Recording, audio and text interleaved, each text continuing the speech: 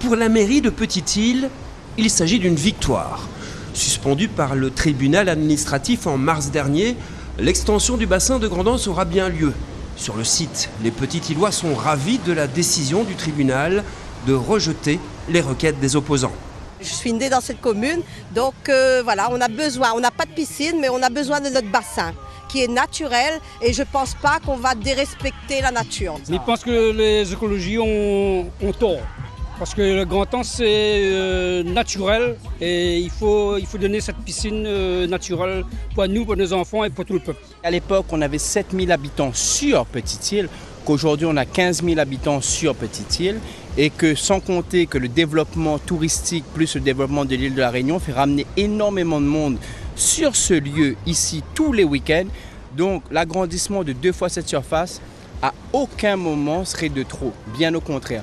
Après plus de 8 ans d'études environnementales et de montage de dossiers pour moderniser ce site construit en 1985, le bassin doublera de volume. Il accueillera également une zone d'apprentissage de la nage, un poste de maître nageur et un espace dédié aux personnes à mobilité réduite. Une mauvaise nouvelle pour les associations de défense environnementale qui n'étaient pas opposées à la sécurisation du site, mais à l'agrandissement de la zone.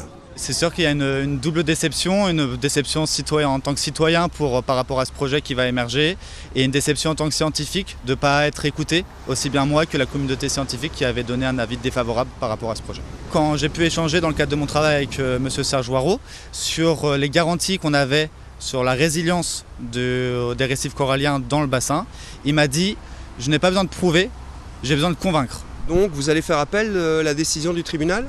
Et l'idée c'est de continuer à la démarche juridique et de faire appel en effet. Un appel n'empêchera pas le début des travaux, prévus d'après nos informations fin du mois de mars.